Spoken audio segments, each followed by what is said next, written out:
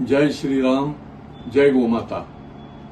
भारतीय संस्कृती ही करुणा, अहिंसा आणि गोमातेवरचं प्रेम याच्यावर आधारित आहे। आणि म्हणूनच आपण बघितलं असेल की गोमाता ही केवळ प्राणी नसून ती आमची पूजेचं स्थान आहे। म्हणून शासनाने देखील गोवंश हत्याबंदीचा कायदा जो आहे तो सर्वदूर निर्णया ठिकाणी आणला।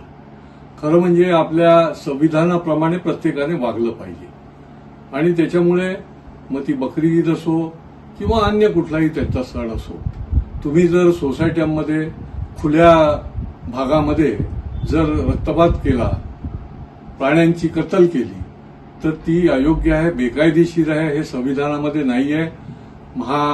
हायकोर्टाने देखील याबद्दलच्या स्पष्ट आदेश आपल्याला दिलेले आहेत। आणि शेवटी भारतीय संस्कृतीमध्ये सर्वांच्या भावनेचा आदर राखणं हे सर्वात महत्वाचा भाग आहे। आणि कोणी असा उद्मत्तपणे आणि धर्मांधतेचा आव आणून त्या ठिकाणी अशा प्रकारचं काही करत असेल तर ते कदापि सहन केला जाणार नाही।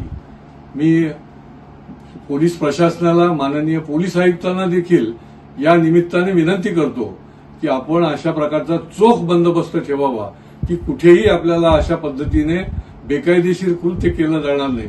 बेकायदेशीर गोमातेची किंवा कुठल्याही गोवंशाची त्या ठिकाणी वाहतूक केली जाणार नाही, त्याची त्या ठिकाणी कत्तल उघड्यावर केली जाणार नाही।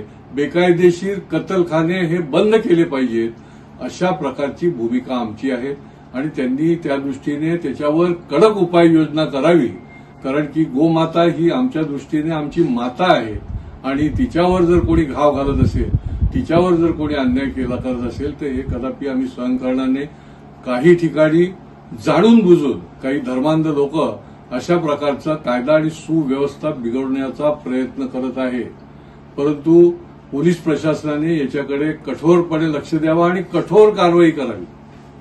केवळ लक्ष न देता कठोर कारवाई केली जावी, कारण की सर्वांना समान हक्क, समान अधिकार आहे आणि हे आपल्याला संविधानाने दिलेलं आहे।